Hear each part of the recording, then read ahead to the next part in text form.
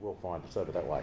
And Adrian's one of the leading figures on appreciating Aboriginal art, and I'm going to ask Adrian to come forward and say a few words now.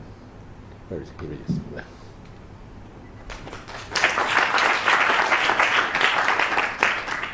Thank you, everybody, and I too would like to give my respects to the traditional custodians and to all the people that came this evening. I won't go through the long list, but and I've been asked to speak for just a minute, so what I'd like to say to you all is that something about the collection itself.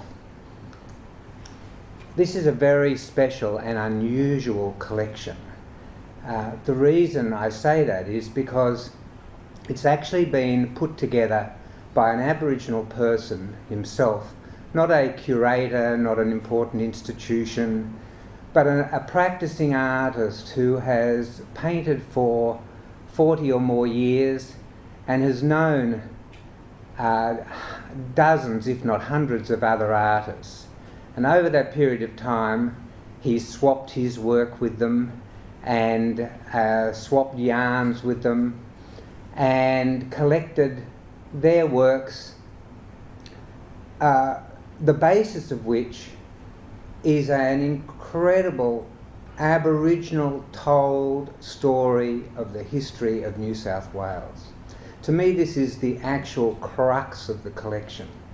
The fact that an Aboriginal person, a self-taught artist, has, on the smell of an oil rag, living almost like a fringe dweller in the dominant society, has put such a vast body of work that tells the story of the dispossession of the New South Wales Aboriginal people, to me, is an incredible achievement. And then when you add to that Elaine's photo documentation of just about every important event that's occurred during the last 30 odd years in Aboriginal life in Australia, from cultural life to political life to street marches to you name it. And then when you add to that the collection of outback art that they've put together to reflect the culture beyond the borders of this state, this is an incredible achievement. And I think it's all the better for the fact that it wasn't put together by a museum or university-trained curator. It's all there waiting to be interpreted and to be used.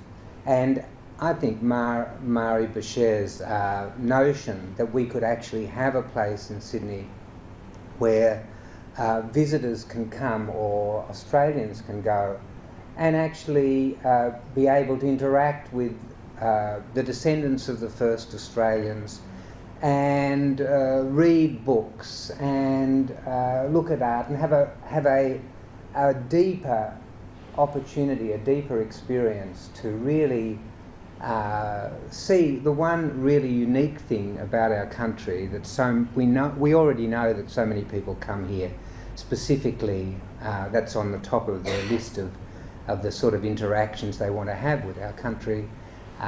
What better than to have a place in Sydney like that? So thank you all very much. I hope you support it.